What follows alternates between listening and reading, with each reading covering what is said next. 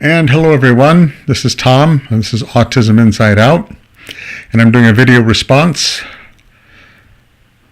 for a video that was done by Carol Bird at Mindful Divergence. That's a YouTube channel that if you are interested in anything autistic related, and it goes further than that. I mean, it's all related, but it won't be just on like autistic traits and stuff. But anyway, check it out. And this is a good example of one. Is getting a diagnosis. I wanted to make a video response on this because I am recently diagnosed and can sort of back up what she was saying on her video.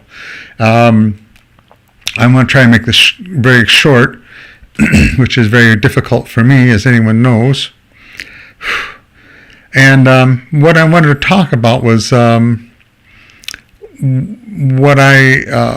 my own experience with the diagnostic process. I was very lucky. She's in touch with a lot more people on the spectrum just because of her channel and other things that she does. My contact with people is mostly through the internet on Facebook.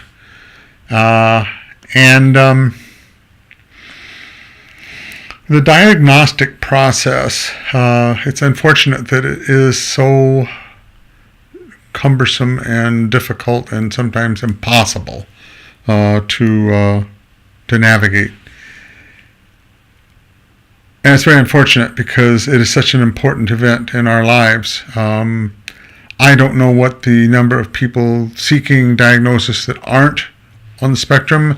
I would suppose if they are good, honest people, that they welcome having the ASD diagnosis turned down, if in fact that is not what they're dealing with. Because ultimately,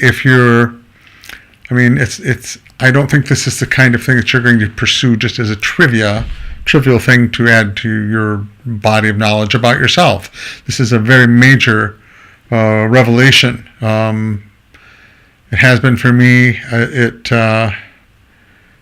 that's not what this is about. But I would think that people that if you go into this the way that I did, your heart will know that you have found something profound, and there's different reasons actually for going for the diagnosis. It can be for services. It can be as a credential to show that yes, you are. So like. I think it's my friend in Canada was saying that there's a lot of services you can't get and things you can't be part of unless you are diagnosed. In fact, she's going for a diagnosis. Carol is. That's who it is. So anyway, she made some great points, and I want to elaborate on those real quick. And that is that, first of all, that it's not a guarantee when you go for a diagnosis that you will be diagnosed properly, let alone diagnosed in favor of what you would like. I mean, for me, looking back on it, I would have been really, really surprised. Well, how do I put this? I'm lucky that they did diagnose me because of the circumstances. Not sure what this. I'm picking up a rumble here.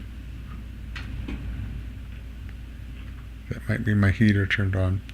Sorry. But there's no guarantee, that you're going to be get what you want. And I'm lucky I did, and I got it. Minimum price and minimal time. I literally saw my doctor in January. And it took about 3 weeks to a month to get an appointment, to get the appointment set up. And I walked out of there with the diagnosis. Not physically the paper, because she had to type it all up, but she said, yes, I think that you have mild Asperger's. And she put it that way. I think this sort of helped me sort of comprehend what she was thinking, although it came out as Autism Spectrum Disorder as the final diagnosis. Looking back on that, these are things that Carol talks about in her video, and that is that One, you can't expect, you have to go in realizing what this process is. It's an opinion. It's opinion by somebody who is either experienced with adults or is not. And the less experience they have, the greater the chance that you're going to get a false negative if you are actually on the spectrum. Now, so you've got to do your homework. The other thing is that you've got to know yourself.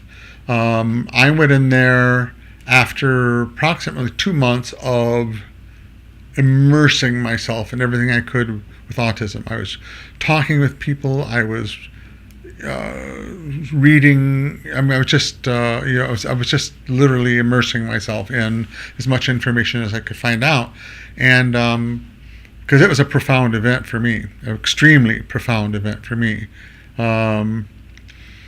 But you have to know.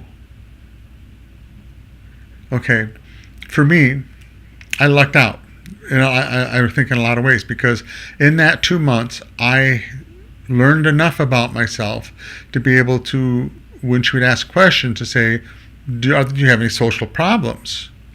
Well, if your idea of social problems is X, and you go, well, I don't do X. I mean, this is how I originally ignored the very first time that I had a real strong suspicion I was on the spectrum. Was about 5 years prior. A lady at work, her son was an ASD, and she would talk about what they were doing for interventions and helping him with different social communication issues. And she'd talk about these, and I mean, it was just like this connection. I wish I had, if I knew what I knew now, I would have known what it was then, And it was strong enough that I said something to her like, was it possible that I could be on the spectrum? Or I didn't put it that way, or I could have Asperger's, and I don't remember her response being like, what, are you crazy? But it wasn't, I think it was sort of like, well, possible, so it wasn't like, I can see that in you. It wasn't anything like that, or that would probably have been it for me. I probably would have pursued it. But the way it was left so neutral, I kind of went, I'm not like this, her son. That can't be me.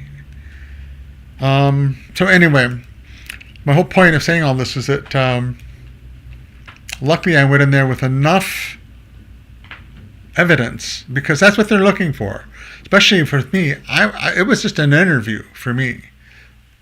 Parents are gone.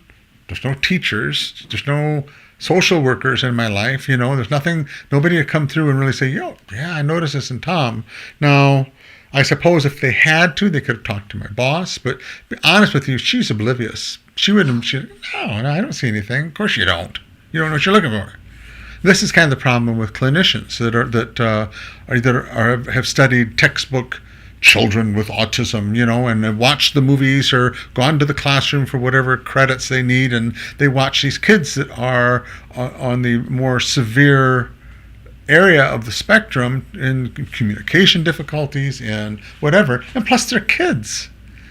Adults have adapted and changed a lot since they were kids.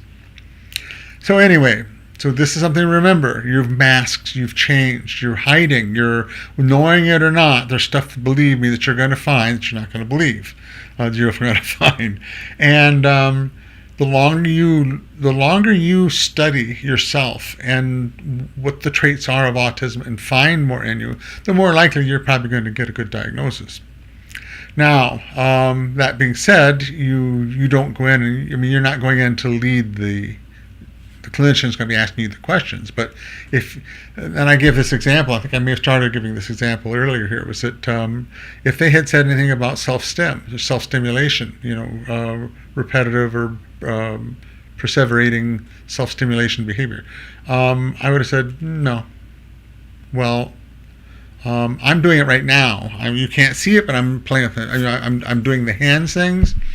You'll see me do a lot of lip things. I'm constantly doing stuff, and it's gotten worse since I've been unmasking and aware of it. I think anyway. So I guess to summarize it is know yourself, know the clinician you're going to go be seeing, be discriminating. If you, I mean, I would go so far as to say, if this is, if if you are absolutely dependent and stuck and having to depend on your insurance,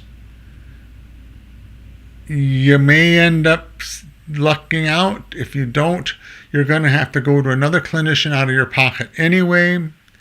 And I guess what I'm saying is you could either pay the higher, if it's a network here in the United States, if they're paying if they're paying 70% of the charges in network and 30% out, you're still saving 30%. You can look at it that way. Because if you've got a person, and it's okay to talk with them. It's okay to say, look, I'm new at this, but I just need to make sure that you're a person that knows adults, because I've read enough about this to know that, we mask. We don't fit the textbook children definition of autism anymore. How are you going to find that in me? You can ask them questions. If they're reluctant to answer, if they go, well, who are you? Then, I hope you aren't stuck in that situation. But anyway, and bottom line too is you got to know in your own. You'll know in your own heart. I really believe this.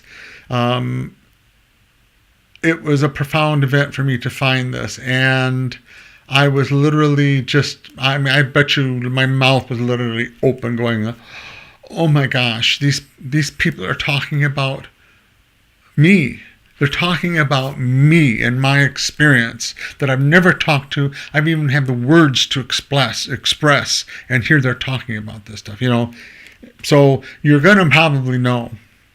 And that is a very good thing, because it is possible that you're going to have to walk away from a diagnosis that's negative. You're going to have to say, they don't know what they're talking about. It's a false negative. I know this to be true. And the work starts, you're on your own anyway. Unless that changes somehow, I don't think it will change my lifetime, only, I wish it would. But you're going to be on your own, except for basic counseling, possibly basic support group things, but it's usually for younger, and so, but if you're my age, or I would say even anything over in your 20s, except for college, maybe have some supports if you're in college and you get diagnosed there, but you're on your own, and it's very sad, but there's a great community out here of people that are on their own, but we're helping each other, and we're doing a darn good job. There's a lot of good people out there. So anyway, watch Carolyn Bird's video to see the whole thing. She does a great job in her videos. I just wanted to make this video response because it's so important. And a lot of it, I'm just emphasizing from my own perspective what she has said in her video too. So thank you. I'll put the link to Carol's video down there. And thanks for watching, what am I calling this? Yeah, Autism Inside Out. Thank you.